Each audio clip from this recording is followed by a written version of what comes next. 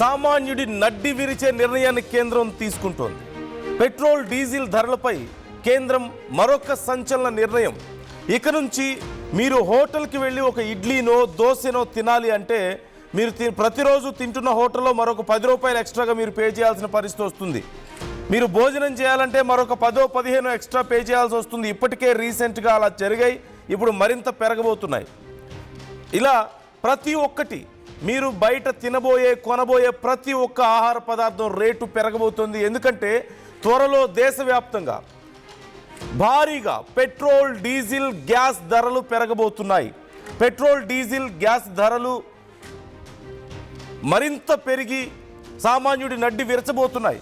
Petrol diesel మీద లీటర్కి 4 నుంచి 5 రూపాయలు పెరిగే ఛాన్స్ కనిపిస్తుంది. డొమెస్టిక్ సిలిండర్ మీద 50 రూపాయలు పెంచే అవకాశం ఉంది అంటూ చెప్తున్నారు. అంటే మన ఇళ్లలో వాడేటువంటి సిలిండర్ మీద వారం రోజుల్లో దీనికి సంబంధించి అధికారిక ప్రకటన రాబోతుంది. అంతర్జాతీయంగా ఇంధన ధరలు భారీగా పెరుగుతున్న నేపథ్యంలో ఆ భారాన్ని తగ్గించుకునే ఆలోచనతో కేంద్రం ఈ నిర్ణయం తీసుకుంటున్నట్లుగా తెలుస్తోంది.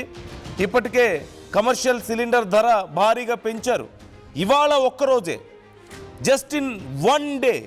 వితిన్ వన్ డే 19 కేజీల కమర్షియల్ సిలిండర్ మీద 993 రూపాయలు పెంచారు.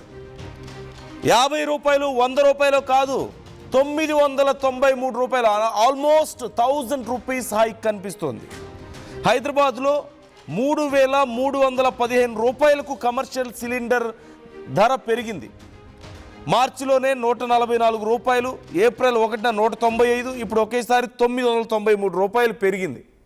అంటే జస్ట్ ఇమాజిన్ ఏ స్థాయిలో పెంచుకుంటూ పోతుందో కేంద్రం అనేది.